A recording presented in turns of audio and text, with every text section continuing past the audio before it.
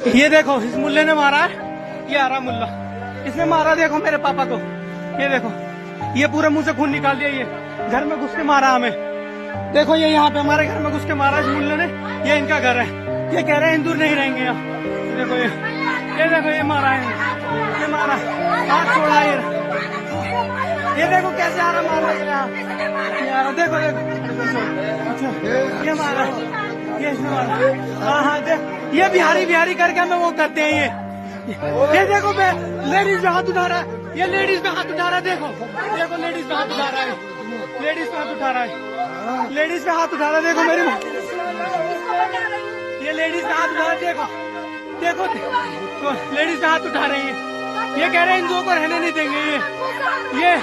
ये कह रहे हैं। हमने पहुंचकर दोबारा उस मुल्ले पर मुकदमा पंजीकृत कराया और प्रशासन की कार्रवाई देखिए, अगर हम लोग किसी मुल्ले के खिलाफ बोलते हैं तो हमें 7 दिन के लिए, 8 दिन के लिए, 20 दिन के लिए जेल भेजा जाता है। और प्रशासन ने उसे माला पहनाकर 151 की मात्र धारा करी और वहीं पे मौके पे एसीपी के द्वारा उसको जमानत दे दी। जहां इनकी संख्या 19-20 भी हमारे बराबर होती है, वहां ये हनुमान चालीसा का विरोध, श्री राम का विरोध, अयोध्या का विरोध, जाटू बाबर की तारीफ करना, इस प्रकार के ये लोग ऐसे प्रथन करते हैं जिससे क्षेत्र का सम्मानित हिंदू वहां अपना मकान अपने आप बेचकर चला जाता है। हिंदुओं को बात समझनी पड़ेगी कि अगर आप लोग आक्रोश नहीं दिखाओगे तो आप स्वर्ग हो जाओगे और आपकी बहन बेटियों की इज्जत, माताओं की इज्जत सरेआम चौराहे पर लूटी जाएगी। यह वीडियो सोशल मीडिया पर तेजी से वायरल हो रहा है। मामला नंदग्राम नई बस्ती का है, जहां हनुमान चालीसा चलाने के ऊपर विवाद शुरू हुआ और फिर देखते ही देखते हाथापाई में बदल गया। अब आपको बताते हैं हमारे संवाददाता जब वह पहुंचे तो हिंदू परिवार के लोगों ने क्या कुछ कहा। नमस्ते, मेरा नाम है शुभम। इस समय मेरी मौजूदगी देश की राजधानी के नज़दीक गाज़ियाबाद इलाके में है। आप सभी को जानकारी होगी, होली के दिन दिल्ली में एक हादसा हुआ था जिसमें तरुण नाम के युवक की कुछ मुस्लिमों द्वारा हत्या कर दी गई थी। ऐसा ही मामला एक गाज़ियाबाद से सामने आया है, जहां हत्या तो नहीं हुई है लेकिन हिंदू समाज के साथ बर्बरता दिखाई गई है। कारण क्या है? कारण मैं आपको बताता हूं। कारण ये है, गाज़ियाबाद के नंदग्राम इलाके के नई बस्ती क्षेत्र में एक हिंदू परिवार जो सुबह भजन सुना करता है। अक्सर हिंदू में एक आदत है सुबह शाम वो भजन सुना करते हैं। तो यहाँ के कुछ मुस्लिम इलाके के लोगों को आपत्ति हुई, जिसके बाद उनके परिवार पर हमला बोल दिया। सोशल मीडिया पर वीडियो वायरल हुआ। कल तमाम हिंदू संगठन ने नंदग्राम थाने पर धरना दिया। अभी मेरे साथ ऋतिक राजपूत मौजूद हैं, जिनके साथ ये हादसा, उनसे बातचीत करते हैं क्या है पूरा मामला। ऋतिक, मुझे आप एक बात बताइए, जो कल ये पूरा हादसा हुआ है, क्या मामला है, क्या बातचीत थी? इससे पहले कोई लड़ाई झगड़ा था उनसे? नहीं, उससे पहले हमारा कोई लड़ाई झगड़ा नहीं था। हमारे घर में सुबह शाम होली वाले दिन स्पीकर आए थे कि थोड़ा बहुत बजेगा फिर चला जाएगा, और वही भजन बज रहा था हमारे, सुबह शाम बजता है। किसी ने एक बार हमसे कहा नहीं कि बंद कर दो। पहले वो जिहादी आया, उसने पहले जाके हमारे पापा को बाहर मारा। बाहर मारने के बाद से ना उसने बोला बंद कर दो ना वो करो, आके फिर हमारा भाई अंदर बैठा हुआ था, हमारे भाई को मारा। फिर मैं बाहर निकल के गया, फिर मुझे मारा। वो थे, उसके 3 भाई थे, उन्होंने मिलके हमें मारा। पहले ना उन्होंने कहा, फिर हमने 112 पे फ़ोन करी, 112 वाले आए नहीं तुरंत ही। और फिर उसके बाद से हम बाहर देखने गए उनको, तो उन्होंने, उनकी बाहर बिरयानी की दुकान है, उन्होंने चक्कू, डंडे और हथौड़ों से हमारी बहन को मारा है। उनका सर फट गया है और हम मेरे पे चक्कू से वार किया, जो मेरी उंगली में ऐसे चक्कू लगा है। उसके बाद से उनको मेरे को बाइक पे पटक के मेरी कमर पे मारा है, मेरी थाई पे चोट लगी है मेरे को। और उसके बाद से भी उनका मन नहीं भरा, फिर वो दोबारा आके हमारी मम्मी पे उसने हाथ उठाया, जो वीडियो सोशल मीडिया पे वायरल हो रहा है।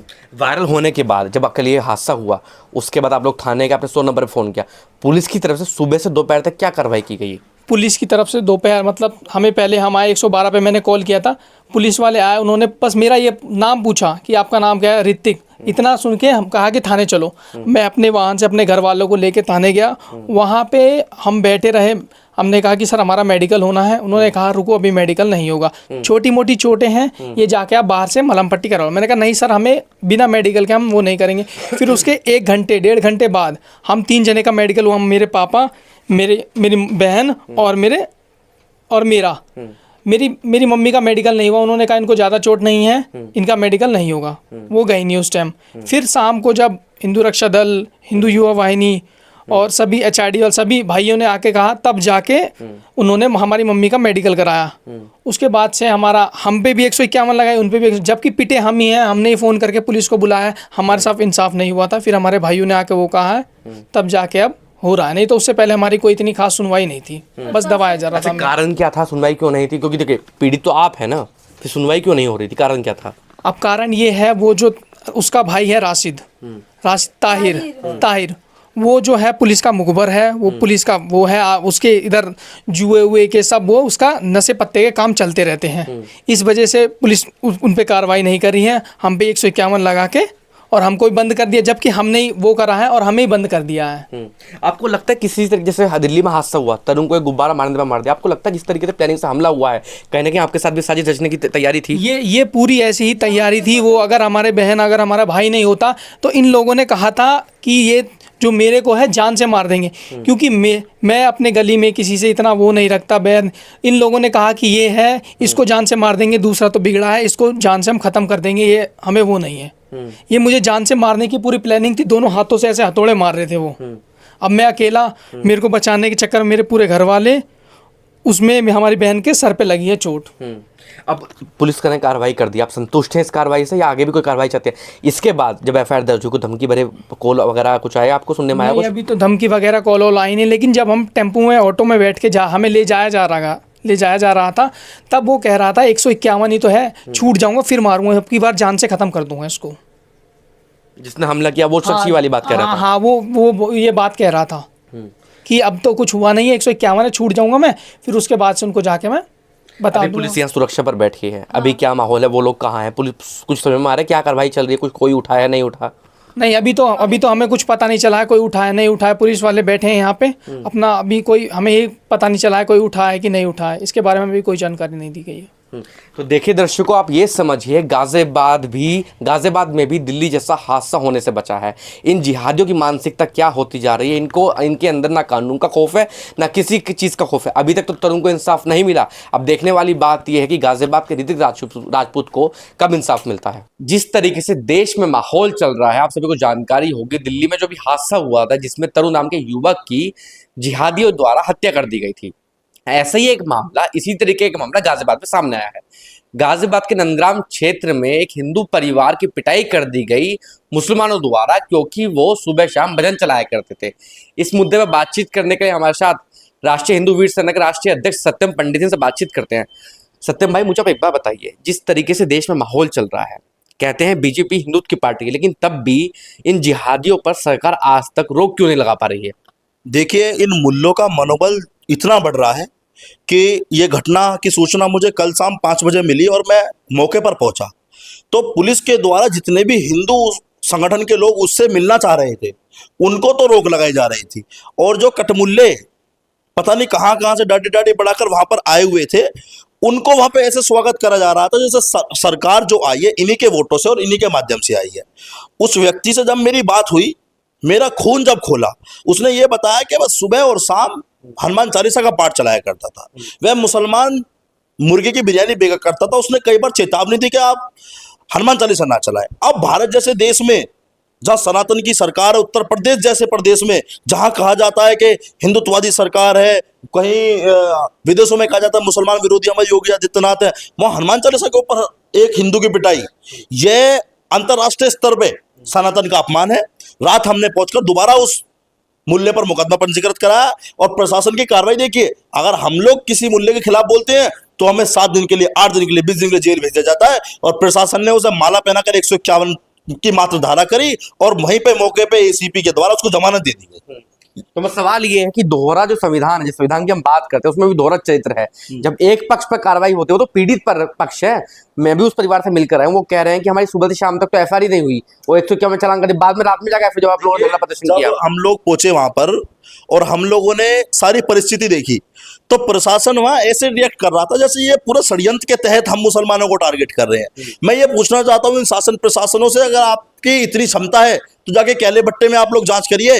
आपको कैले बट्टे जाने के लिए गाजियाबाद प्रशासन को कम से कम 20 जिप्सी चाहिएंगी, उसके बाद वो कैले बट्टे में जाके किसी की जांच कर सकते हैं। अगर सनातन एक शांति का प्रतीक है, शांति से अपनी बात कहना रखना जानता है, तो आप हिंदू को दबाओगे नहीं, ऐसा हम कभी नहीं होने देंगे।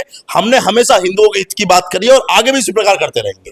ये दिल्ली वाला मामला सामने आया है, गाजियाबाद का मामला सामने आ गया। अब कुछ लोग ये भी कहते हैं कि मुसलमान जो है भारत में डरा हुआ है। कितना डरा हुआ है मुसलमान? देखो, ये मुसलमान जो कौम है ये केवल वहां डरी हुई है जहां पे ये अल्पसंख्यक है, जहां पे इनकी संख्या कम है, जहां इनकी संख्या 19-20 भी हमारे बराबर होती है, वहां ये हनुमान चालीसा का विरोध, श्री राम का विरोध, अयोध्या का विरोध, जाटू बाबर की तारीफ करना, इस प्रकार के ये लोग ऐसे प्रथन करते हैं जिससे क्षेत्र का सम्मानित हिंदू वहां अपना मकान अपने आप बेच कर चला जाता है। ये मोहम्मद दीपक जैसे जो लोग हैं, जिस मुद्दों पर खड़े हो जाते हैं, जब मुसलमान के साथ कुछ गलत होता है, लेकिन इन मुद्दों पर गायब हो जाते हैं वो लोग। देखिए, मोहम्मद दीपक जैसे लोग ही पहले हिंदू से मुसलमान बने, कोई नया काम नहीं है। जिन्होंने पैसे के दम पे, हथियार के दम पे, तलवार के दम पर जिन्होंने इन कटमुल्लों को स्वीकार करा, उन्हीं में से एक बीज मोहम्मद दीपक है। लेकिन जो हमारे पूर्वज थे, उन्होंने हमें सिखाया कि बेटा मरो गिरो कुछ भी करो, लेकिन सनातन के प्रति लड़ाई लड़ते चलो, और कुछ भी मरना स्वीकार करो, लेकिन कटमुल्ला बनना कभी स्वीकार मत करो। और ऐसे मोहम्मद दीपक तमाम कुत्ते बिल्ली ऐसे घूमते हैं। मैं उसको बता देना चाहता हूं, जिस दिन उसकी बहन बेटी, जिस दिन वो अपनी सगी मौसी की लड़की से, सगे मामा की लड़की से शादी कर लेगा, तो उसको समझ में आ जाएगी कि इन लोगों का कल्चर क्या है।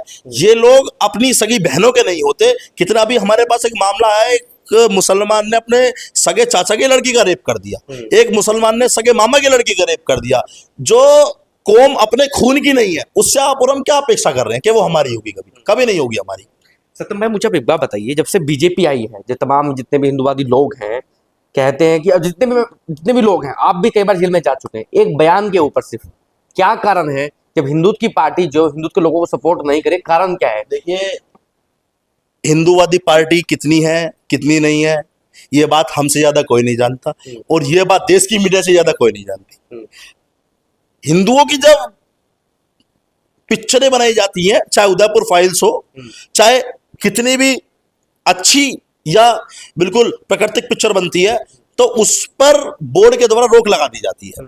और इन मुल्लों के द्वारा जब हमारे भारत का अपमान दिखाया जाता है, उसको इतनी एकता और अखंडता से देखा जाता है कि जैसे इन कटमुल्लों के देश में हम लोग किराए पे रह रहे हैं। और सबसे अहम बात यह है, आज का समय सनातन के लिए सबसे मजबूत समय है।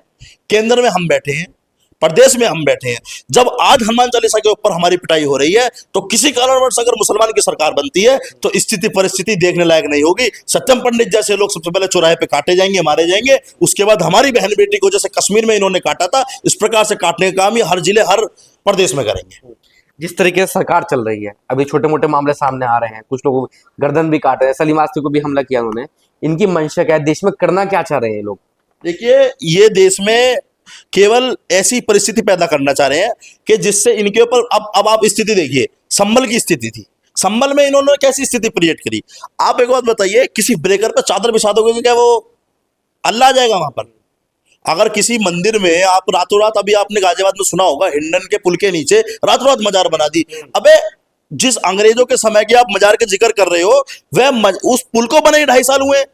आप किस प्रकार से अंग्रेजों की बात कर रहे हो? वो पुल हमारे सामने बना है आज से 2 से 2.5 साल पहले, लेकिन आप उसको ये दिखा रहे हो कि वो अंग्रेजों के समय की बात है। और सबसे अहम बात यह है कि हिंदुओं के मंदिर पे एक होमगार्ड नहीं मिलता, और कटमुल्लों के मंदिर और मजारों पे तमाम फोर्स, तमाम थाने, तमाम चौके लगा दी जाती है। तो सवाल मेरा आपसे आखिरी ये है, जितने भी तमाम लोग हैं, हिंदुवादी लोगों की बात करूं, मुसलमानों को जो डंका है वो दबता क्यों नहीं, वो डरते क्यों नहीं है वो लोग? कौन कहता है? हमारे सामने बोल के देखो, देश का कोई मुसलमान, चाहे कहीं भी देश के किसी भी कोने का मुसलमान हो, चाहे वो कुत्ता ओवैसी हो, चाहे वो मुसलमान किसी भी संगठन में कितना बड़ा मुसलमान हो, वो हमें चैलेंज करे, हम उसके राज्य में जाके, उसके जिले में जाके, उसके गले में जाके, उसके मोहल्ले में जाकर जवाब देने का काम करेंगे। और बात नहीं सनातन के धर्म को जो दबने वाले लोग हैं, वो केवल वो दब रहे हैं जो सुबह 10 से 8 की नौकरी करते हैं और अपनी बहन बेटियों को रेप के लिए तैयार कर रहे हैं, अपने मकानों को इन मुल्लों को घेरने का इंतजार कर रहे हैं, अपने घरों में हथियार नहीं रखते हैं, अपने घरों में तलवार नहीं रखते हैं, अपने बच्चों को शिक्षा नहीं देते हैं, अपने बच्चों को कंप्यूटर का आदि, फोन का आदि बना दिया है। या मुसलमान सुबह 4 बजे ठेले लगाने को भेजता है और 7 बजे इन मुसलमानों के बच्चे निकल जाते हैं हिंदुओं की बहन बेटियों का उनका रेप करने के लिए, और उनको देखने के लिए कहां पर, कौन से स्कूल के बाहर, कहां हिंदू की बहन बेटी सामूहिक रूप से नहीं मिलेंगी। तमाम ऐसी खबरें हैं जहां हिंदुओं के मोहल्ले में किसी युवक को मार दिया, काट दिया। हिंदू जो कहते हैं जागरूक हैं, लेकिन हिंदू जागरूक कहां है? अभी गाजियाबाद में घटना हुई, हिंदुओं की कॉलोनी 2 घर है मुसलमानों के। मैं आपको आपके चैनल के माध्यम से बता देता हूं कि इस घटना की सबसे पहले आवाज उठाने वाले हम थे। मेरे ऊपर 40 से अधिक मुकदमे हैं, 400 भी होंगे, 4000 भी होंगे, हो सकता है हमें सरकार आजीवन सजा कर दे सनातन धर्म की लड़ाई के लिए। लेकिन हमें दुख इस बात का होता है कि सनातन का व्यक्ति रोड पर उतरना नहीं जानता, सनातन का व्यक्ति अपनी बात सोशल मीडिया के माध्यम से रखना नहीं जानता। हमारे खिलाफ अभी जो मीट की दुकान का प्रकरण हुआ, 7.5 लाख ट्वीट उसमें टोटल मुसलमानों के द्वारा हुए और 20 ऐसे हिंदू नहीं पाए जिन्होंने समर्थन में ट्वीट करा हो। आप एक बात बताइए, मुगलों को पीट कर नंगा कर पीटने का काम हमारे महाराणा प्रताप जी ने करा था, क्या हम उनके वंशज हैं? क्या भगवान परशुराम जो आज भी विदेशों में भी लड़ाई के लिए, अपने क्रोध के लिए जाने जाते हैं, क्या हम उनके वंशज हैं? नहीं। ये हिंदुओं को बात समझनी पड़ेगी कि अगर आप लोग आक्रोश नहीं दिखाओगे तो आप स्वर्ग हो जाओगे और आपकी बहन बेटियों की इज्जत, माताओं की इज्जत सरेआम चौराहे पर लूटी जाएगी।